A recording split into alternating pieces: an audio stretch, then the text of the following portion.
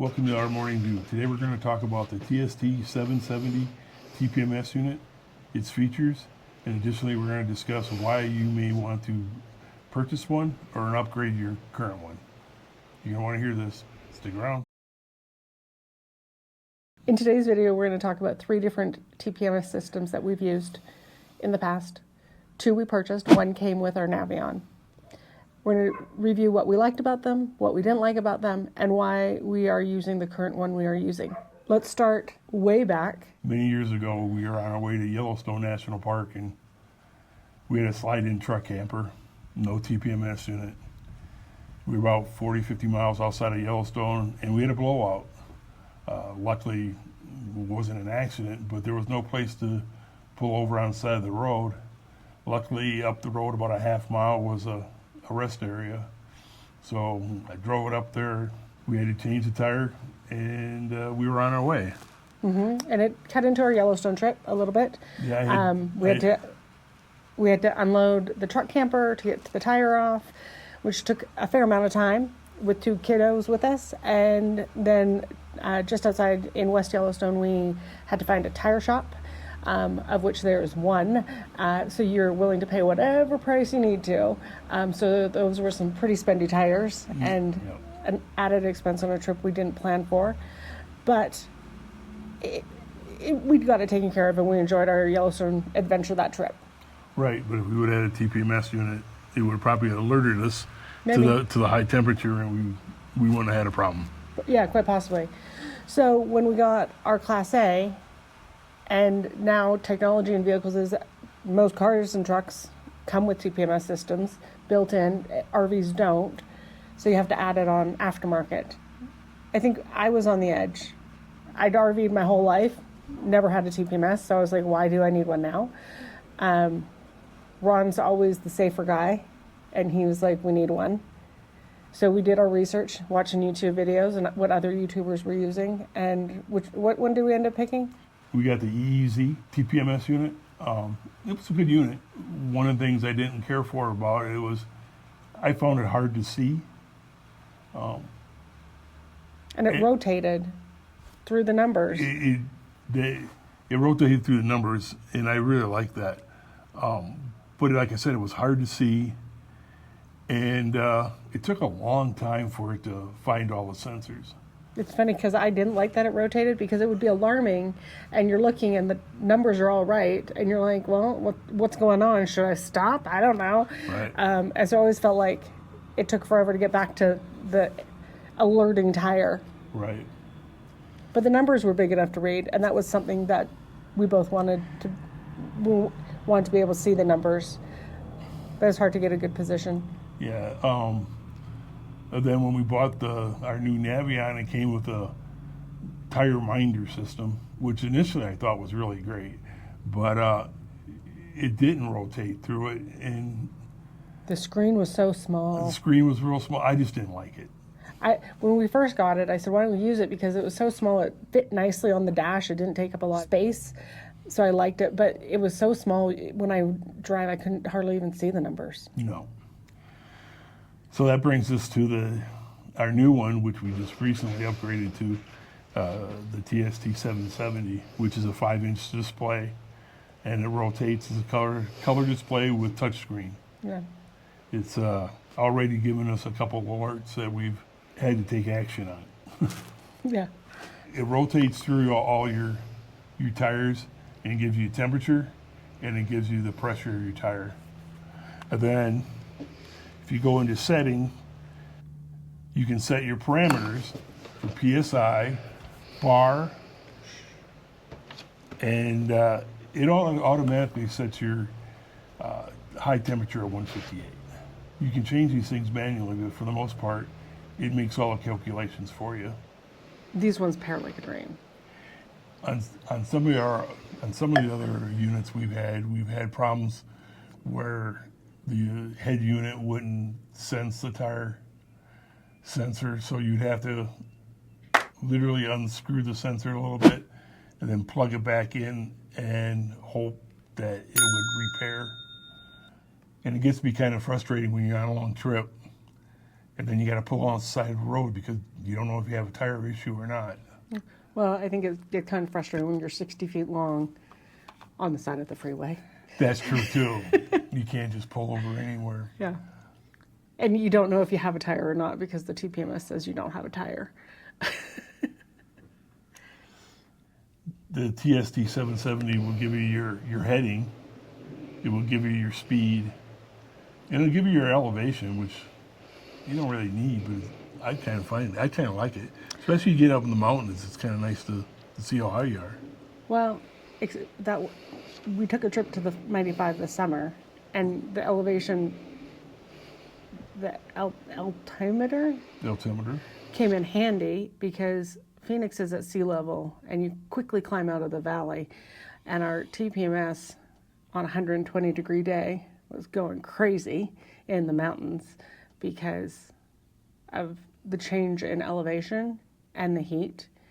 And because the TPMS, we were able to recognize that we needed to take a little air out of our tires.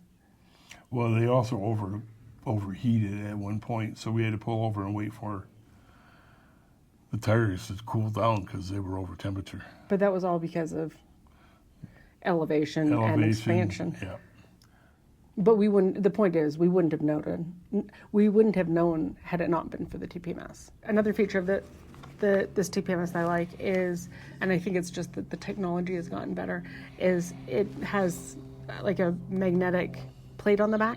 So we have it on a magnetic mount, and so if something happens, Ron can pull it off and hand it to me, or like when we want to do this video, we can just pull it out and bring it out here. When he's checking tires, he can pull it off, he can carry it around with him and look at it, because one, it's rechargeable, and then the other is it's a magnetic mount. TPMS units comes with a suction cup mount, which works great on windows, but most dashboards are not smooth enough to create a suction that'll stay. However, on Amazon, I found suction cup stickers. I'll put a link below. What you do is you take the adhesive sticker and put it on the suction cup.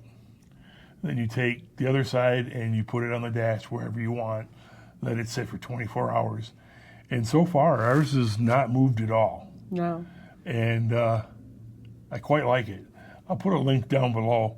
We don't have an Amazon affiliate link store, so you're just buying it from Amazon. And also let me say that we don't have an affiliation with the TST at all either. We're just doing this because we actually really like the unit. This unit also has the ability to go in and show you the battery level of each sensor. So you no longer have to guess if it's a good battery or bad battery.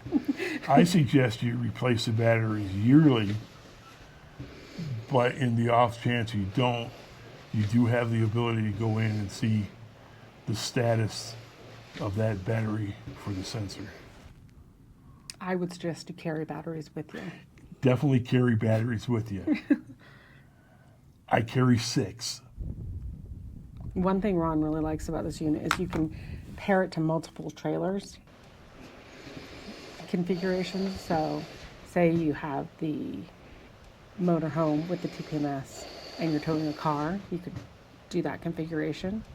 Say you're going to tow a utility trailer, you could do that configuration. I don't really care about that feature. Yeah, if you're going to tow a boat, you could do that. Are we getting a boat? Did he just say we were getting a boat? I don't think we're getting a boat. Oh. You can pair it with the power unit, it's called, and up to 4 trailers. We don't have 4 trailers. No. We don't even have 1 trailer yet. Additionally, with having all the different trailer options, if you will, you can name each one of those trailer options. So we have our motorhome as the Navion. And then when we start towing the Escape, we'll have the Escape. If we were going to buy a boat, and we're not, we could say the boat. We'd have to give the boat a really cool name. Yeah, the boat. The boat. If you like this video, please consider subscribing. It's easy. Just hit that like button. Hit the notification button and you'll know when we put out more videos. It also tells YouTube that you like this content, you want to see more of us. I was going to say, you want to see more of our shiny faces. So I want to take a minute and talk about where we're at. Campground Corps of Engineers Park in Cochiti Lake area. Our background today is Cochiti Lake. It is a reservoir lake. We're right around the region where there's where the pueblos were. While there are no national monument pueblos here, there are a lot of pueblo artifacts that are in this area. So I think it's always important to realize that there are some areas that are designated national parks, national historic places. The people of that time period were dispersed and took up a large area. There's always a lot of little pieces of history that you can learn about through oral history. So last night we had a gentleman, he was just cruising through the park, and he was actually from Cochiti, and we're sitting out having a beverage, enjoying the view. He drove up and said, "Hey, mind if I join you?" And he talked our ear off for a couple hours and told us about the area and a little bit about the tribal presence in this area. Just keep that in mind, that just because something's not a historic monument or historic place doesn't mean there's not history here. There is a lot of history here. And I don't want to get into the specifics of it because I don't even know all of it. But I do know that we'll be coming back. This is a beautiful little park. Yeah, it's actually, we're taking a break. It's kind of a lull in the Albuquerque Balloon Festival, which we'll be doing a video on that. Make sure you check that out. So we took a trip. We're kind of like in between Albuquerque and Santa Fe in a nice little park. Mm-hmm. $10 a night to spend the night with full hookups. And if you're a veteran, it's $5. $5. So you can't beat that. Not full hookups. We don't have sewer. Oh, yeah. We have electric and water. And we needed a break from the dust at the Balloon Fiesta. And the couple of days at the Balloon Fiesta during the weekdays, are a little quieter. Just morning launches, and they're launches, they're not mass ascensions. So we decided to take advantage and check out something else in the area and have a water hookup so we could shower. Right. And we'll be going back probably this afternoon or tomorrow morning. Well, I think it's about time to wrap this up. Hope you liked the video. Do you guys have TPMS units? If you do, what do you use? And I say, if you have one, what do you use and why do you use it? Because somebody else might be looking for a TPMS. And the reason we went with the EZ in the first place is because our YouTube research said, get the EZ. And I can tell you from being the passenger, Ron was never happy with it from day one. No. So we did a lot of research and we still picked the wrong product. And we continued on in that research. So if you have some TPMS unit that you use, let us know why you use it. Because somebody else might be looking for something and you might help them make their decision and save them 3 trials. Exactly. So, well, in the meantime, remember to slow down and enjoy the view. Thanks for watching. We appreciate it. Bye.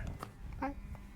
I got my bags packed, timeline on track. My winter coat stuck in the closet way back. I won't be needing